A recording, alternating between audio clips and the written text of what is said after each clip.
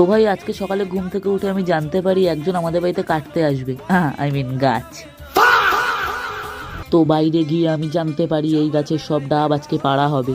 আর কিছুক্ষণ পরে একটা দাদু দেখি প্যান্টের ওপরে লুঙ্গি পরে স্পাইডারম্যানের মতো আমাদের গাছে উঠে যায়। আমি দাদুকে জিজ্ঞেস করলাম, দাদু স্পাইডারম্যান তোমার কে হয়? দাদু বলল, স্পাইডারম্যান আমার এক দুঃসম্পর্কের কাকার ছেলে হয়। मतलब वो अलग ही लेवल का बंदा था। ওপরে উঠে দাদু কারোর সঙ্গে কোনো কথা না বলে গাছের পাতাগুলো কাটতে থাকলো।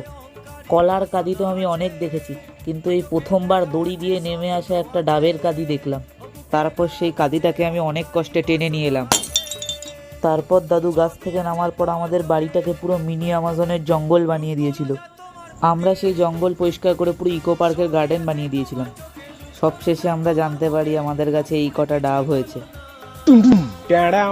লোকেরা পাইপ দিয়ে ডাব খায়, কিন্তু লোকেরা যা করে তা আমরা করি না, আমরা পাইপ দিয়ে ডাব কাটি। मतलब वो अलग ही लेवल का बंदा था।